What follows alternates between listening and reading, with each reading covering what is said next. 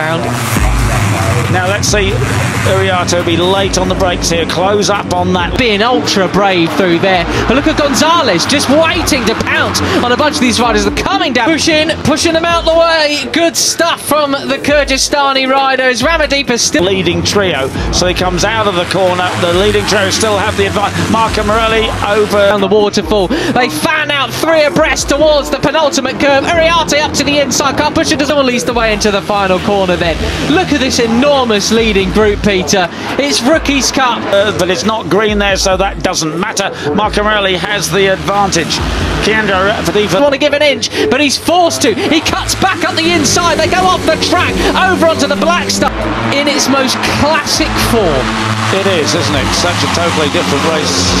But the man who finished second, who did all the leading yesterday, is in second place. These 3 in towards the final corner. Uriarte has to give way and move back down into 3rd place. So Ramadipa, as we say, the confidence that he got from that superb ride into second place yesterday.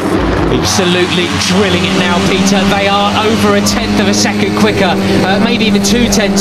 Yeah, he went from 1st to 3rd just on the scrub, and the brakes into the left-hander. That's slots in behind Karpushin. Karpushin has bounced back with the confidence that he has, taking 3 ahead of everybody else that last lap around, and that is making the difference. We're on board with Uriarte. Karpushin that leads again, and still 15 laps to go. My goodness, they're over our heart. Pole position, erasing the disappointment from yesterday. Leading what's now really the chasers. We're looking at Zenmitani, the Japanese rider, just behind us, inspired by Kevin. They will stand this up the inside. It's the number 11 of David Gonzalez who has a look.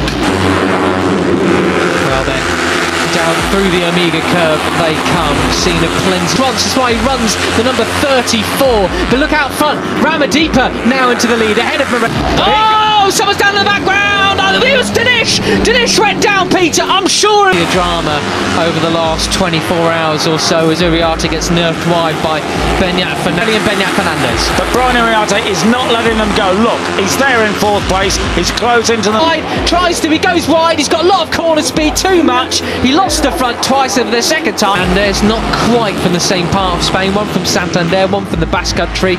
Almost neighbours. And he's going to lock on to the rear of the number 7 Beñat Fernandez in 3rd as they go down the hill. And Ramadipa, he didn't catch it. And was it Carter Thompson he already clipped actually? I think so. No. Basically, in geographical terms, you could say. Well, great. His lead was short-lived, but Morelli took him straight back. He's saying, no, I need to lead this race. I've got the... But whoever it was, they got away with it anyway. We're on board with Dinesh now.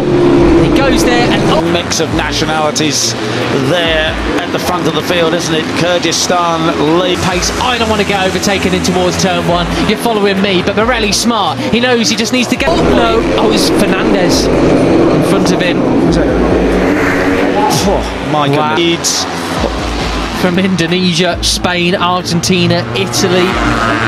Out front and absolutely go for it. None of this tap in the rear seat unit. Rubbish. That's right. But he only crossed right. Back with the lead. It's Brian Uriarte who has the advantage over Karpushin in the white helmet. Zenmitani, the number 34, up into 9th place now, as Pratama was the one who got really pushed back. Qualified 15th, he was on the 5th row of the grid. So, you know, if his pace is quicker than he was running. Gonzalez is in 3rd place. And you got Morelli in there as well, Peter. Where did he in the latest big shuffle?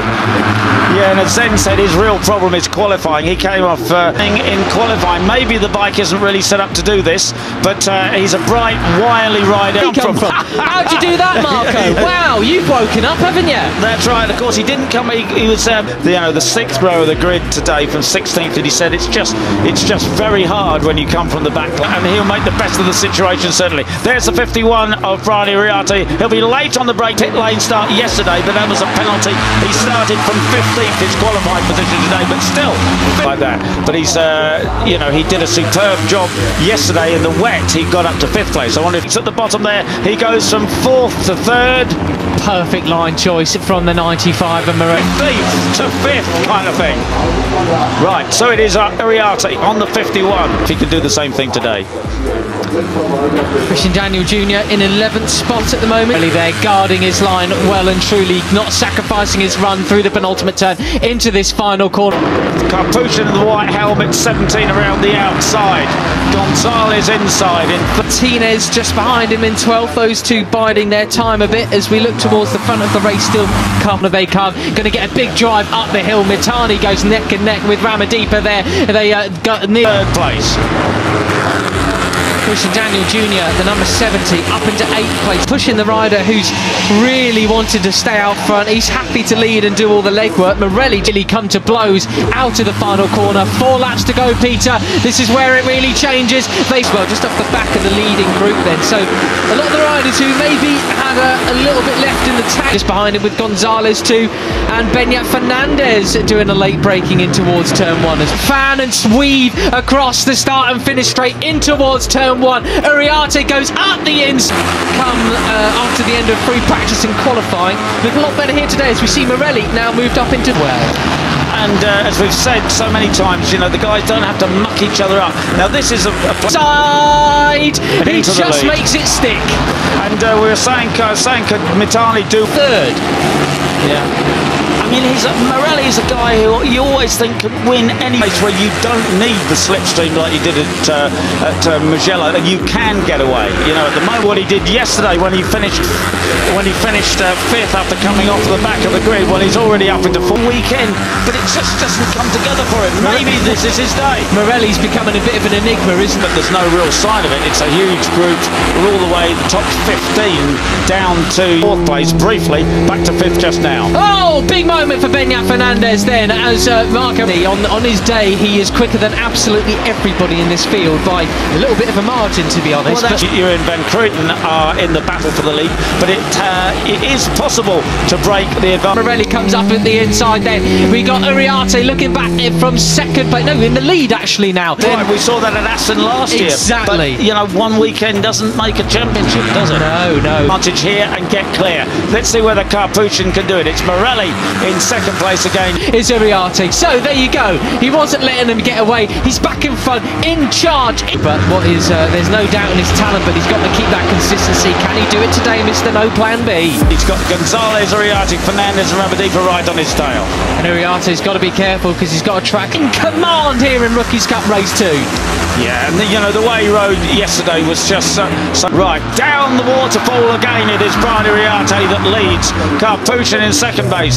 Limits warning, one more infraction, he'll have to go through the long lap penalty lane. Same goes for Lucas Brown, the 20. Superb, he sat there right on the tail with the confidence that he said that he knew. Marco Morelli in third. Is it Gonzalez up the inside? He has to back out of it, but Capuchin takes